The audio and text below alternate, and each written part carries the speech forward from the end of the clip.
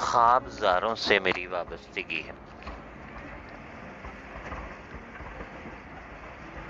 خواب زاروں سے میری وابستگی ہے اور میں ان چار دیواروں میں بند اپنے تئیں تیرے بدن کے زہر کا تریاق، کیا تریاق، کیسا زہر، کیا بکواس ہے یہ چار دیواریں، بدن، تریاق، کیا بکواس ہے۔ اب کون سنتا ہے قنوتی خبط کے مارے ہوئے معذور بے مایا تخیل کے جنے فقرے، فقط وحشت کا حاصل ہیں۔ یہ وحشت میں نے فرصت سے نکالی ہے، لہٰذا یہ خیالی ہے، مگر اس کے بدن پر جو خراشیں ہیں حقیقی ہیں۔ مجھے اس کی، مگر کس کی، بھلا کس کی دنیا کو تباہی کے دہانے لے کے آنا ہے۔ یہ قصہ تو پرانا ہے کہ جس میں خواب زاروں سے میری وابستگی ہے،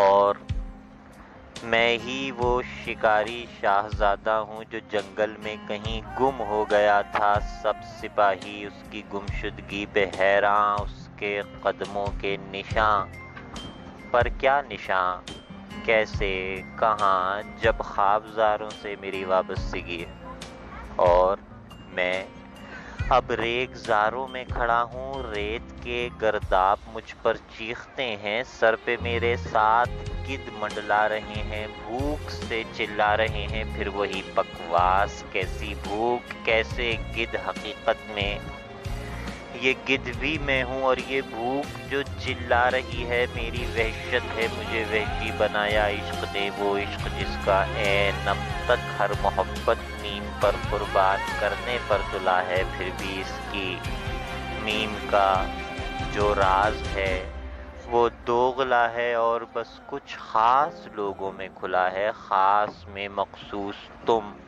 جو آج پھر الجھے ہوئے بالوں کو میرے انگلیوں سے، انگلیاں کیوں میری جانب اٹھ رہی ہیں، نام میرا کیوں پکارا جا رہا ہے، کیا قیامت آ گئی؟ لیکن نہیں، اس روز تو سب ماں کے ناموں سے پکارے جائیں گے، اور میم، ماں، پھر کیا تماشا ہے، تماشائی، تمنائی میری جانب توجہ کر کے بیٹھے ہیں، تعارف چاہتے ہیں، تو سنیں، بس خواب زاروں سے میری وابستگی ہے۔